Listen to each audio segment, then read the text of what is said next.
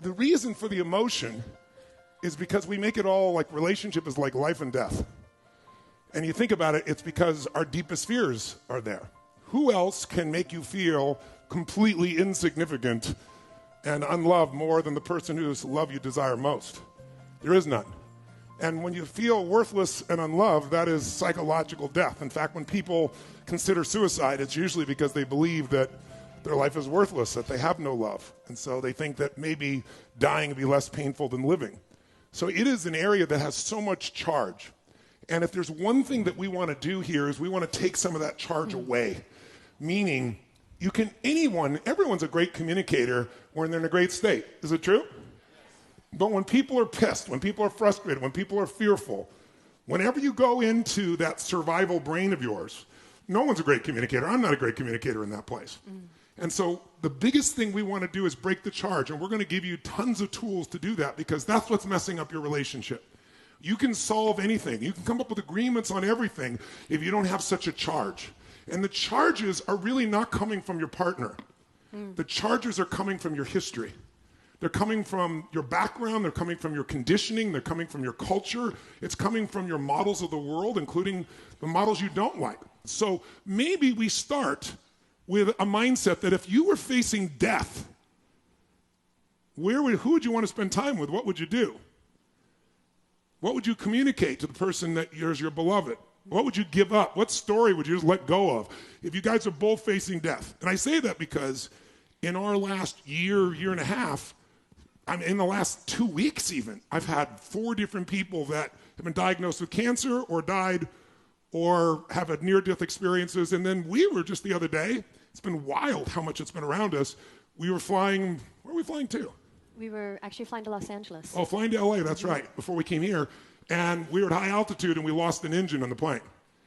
And the stewardess came, Bonnie Pearl was asleep, Mary was asleep, and then the plane dropped on one side. I'm used to, I know a plane, I'm a pilot, when you get really rough, but it was very different. One side of the plane went down.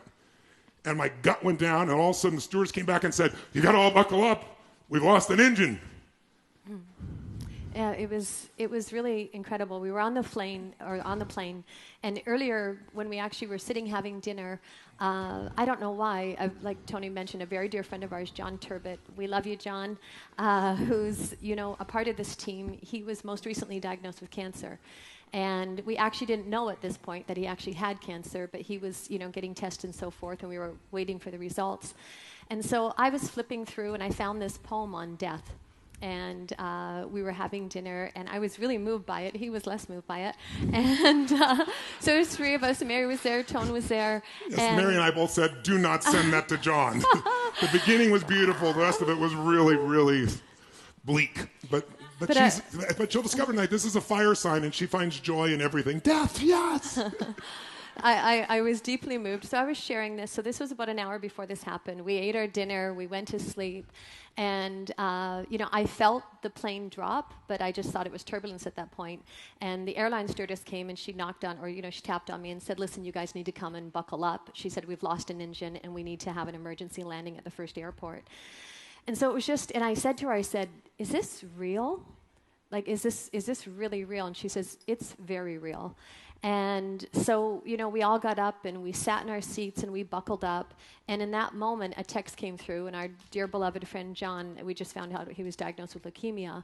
And so the death of ourself, or the possibility of the death of ourself in that moment, plus just reading his own experience, we sat there, we looked at each other, we held hands, we prayed.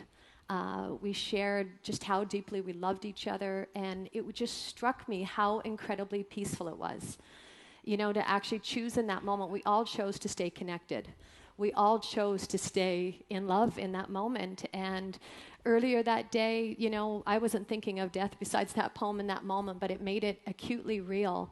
And I thought, oh my gosh, if this is my last moment of life, I don't want to miss it. Being in the future, I might die, being in panic. It was just so savoring the moment of that connection and being present to life, being present to each other. It was gorgeous.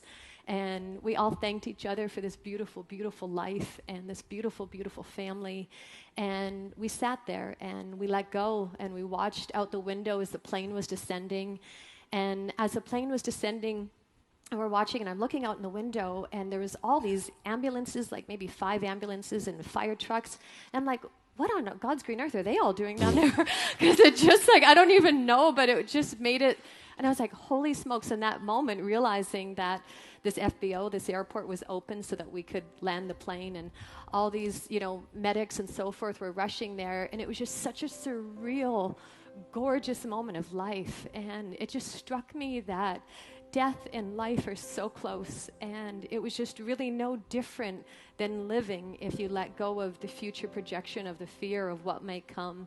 And it was such an intimate, amazing moment, and by the grace of God, our plane landed so beautifully, and here we are. But it was such an incredible moment of just an acute realization that this life is so precious, and we never, never know.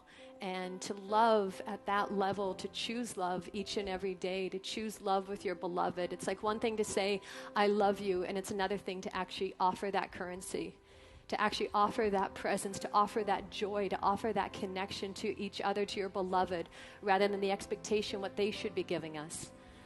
And ask yourself, if you were to die today, how would you love? How would you give to everyone in your life, not even just your beloved, your parents, your children, to actually show up and expose your heart and give all of you in that moment? I think it's what we're really destined and called to do, and I had the privilege to live that truth with this man and my family and Mayor the other day. It was so incredibly gorgeous, and it hasn't left me. I felt it changed me as a human being, and I was humbled, and we were ripped wide open to the gift of life. And don't let or allow life to come with a death sentence, and at that moment start to live. And we've had the privilege of the humbling experience of that with our own bodies in this last couple of years of our lives, and it wakes you up. So we're here to wake you up together, that we can all wake up together to just how beautiful it really is, and to love so completely and totally and leave nothing on the table. I think it's our destiny to love at that level. So thank you. I love you.